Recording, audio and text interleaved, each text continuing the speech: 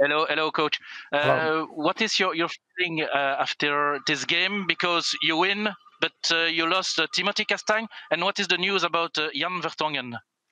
Yes, well, good evening. First and foremost, the performance is very pleasing. It's never easy to start a tournament of this magnitude, and I think it looked a team very concentrated that for 90 minutes kept a clean sheet in a very good way, and then obviously the win will allow us to grow and to get into the tournament. In terms of the bad news, really sad news to see Timothy Castagne, that has been confirmed, is going to be out of the tournament. He's had the images taken and he's got a double fracture, and now will take the necessary treatment. But I can confirm that Timothy Castagne, unfortunately, will be out of the tournament. Jan Vertonghen has got just a normal, typical football injury, an ankle knock that we're going to probably wait 48 hours to see the real extent, but I don't expect it to be too serious. Okay, Fred. Ludo van der Wallen. Yes, thanks. Ludo van der Wallen, als hij mij hoort. Ludo. No Ludo. Then we go to Andrei Pankov as a question for Roberto Martinez. Да, добрый день, мистер Мартинес. Скажите, пожалуйста, удивило ли вас то, что сборная России вышла в 4 защитника, а не в 5? Потому что весь предсезонный сбор Черчесов наигрывал именно эту формацию. И удивились ли вы этому?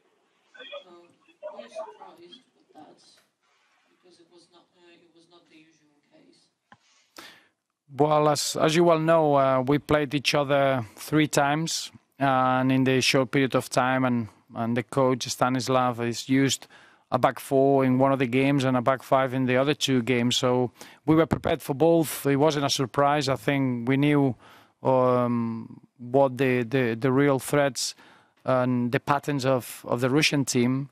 And it doesn't matter if you play a back 4 or back 5, the threat is still the same, that real physical presence of Juve, and he can bring the quality of Golovin and other players into the box, and they will test you. And I was delighted that we were able to defend the box well. We were able to defend in specific situations, but we know how flexible this Russian team are tactically. Okay, thank you. Guillaume Raats, Le Soir. Guillaume.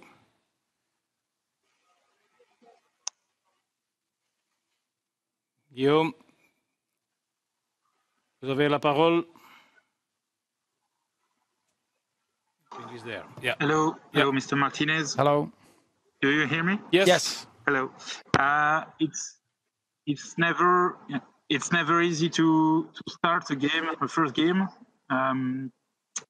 but it's also hard to come in a game as Thomas Meunier today. What do you think about his performance? Very impressive. You are totally right. It's never easy to start a tournament. There is always a psychological and an emotional element. When you go into a football pitch, you go into the unknown, and it's always difficult. It becomes even harder when you are a substitute. And I must admit that the role of Thomas Meunier as an incredible teammate to Timothy Castagne when he started the game, it was exemplary. And then the way that he was focused and contributed to the victory was a real example for us. And I think that's the real quality of this group. This is a group of people that they care for each other, that they really understand the roles, and there are 26 players that they take what is needed for the team. And I was super proud in the way that Thomas Meunier gave us a real example of how to do that. Okay, Guillaume. Anssi Karlainen from Finland, one of our opponents. Anssi. Yes, first, I would like to ask, when did you hear about Christian Eriksen's very sad situation in Denmark's and Finland's game, and how did your team react, and how did especially Romelu Lukaku react? Real sadness. We were watching it live, and then that was probably in the next 5 minutes we were going to our team meeting, and you can imagine The last thing we wanted to speak was about football. It was a real shock, a real sadness. There were tears. We got a lot of teammates in our dressing room that they shared big moments with Christian, and now Thomas. Obviously, we got from Thomas Vermaelen to Toby Alderweireld to Jan Vertonghen, and now currently Romelu Lukaku. So it's a real sense of shock, and we could only send our praise or our thoughts to Christian. And then we all got better news when we saw that it was a recovery, and our wishes from our national team and everyone in Belgium is to Christian today, his family, and the whole Danish team, because that was a really, really tough moment in St. Petersburg. So I can only imagine how difficult it was in Copenhagen. Okay, thank you. AFP, Alexis. Pour AFP, Alexis Ontang. Hi, Roberto. What is your program?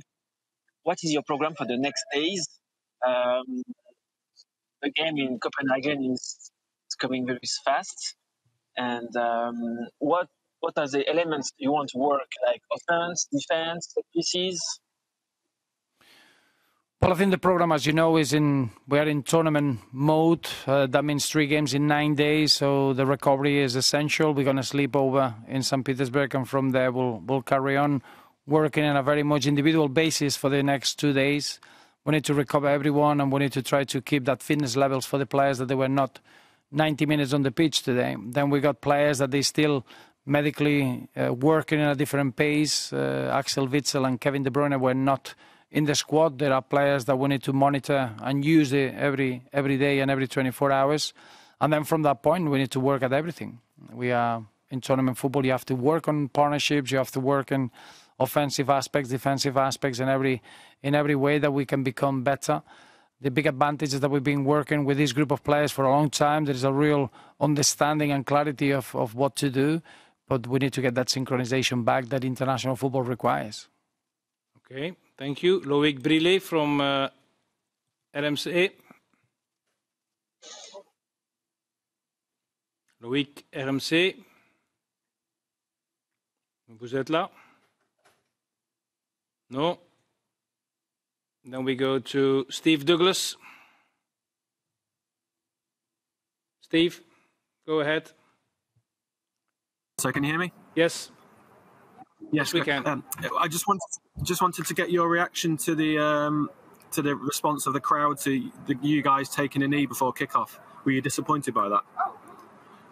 No, I think we are in a position now that we were focusing on ourselves, and there's not much that I can comment. I think it's been already a long time with different reactions all over Europe. I don't think this is new, and the reaction that we got, the biggest reaction is when our fans, that we didn't expect to have many, they started singing the anthem, and we realized we were fully supported, and probably that was a key moment in the mindset of the team, because those voices really help us. Everything else, I don't think is anything new, and it's something that has been quite current in the last 6 months. Thank you. Guillaume Raats. Guillaume.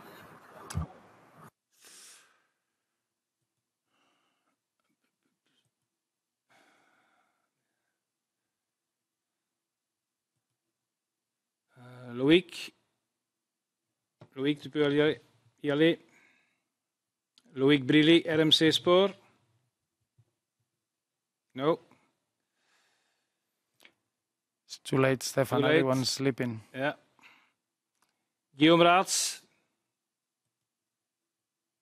Guillaume, tu es toujours là? Oui. Oui, yes. Roberto, after what happened in Denmark, did you think for a few minutes to not playing against Russia because of the Eriksen situation? Well, obviously those things are not in my power, as you can imagine. We were shocked. We were, as like any human being would react, and we were even more affected because some of our players shared big moments and shared dressing room with Christian. As you know, I'm only the head coach of Belgium, we always wait for instructions, and at that point we were just hoping, praying, and wishing that we could get good news from Copenhagen and see that Christian Eriksen could show good signs, and that's the only focus that we had at that period.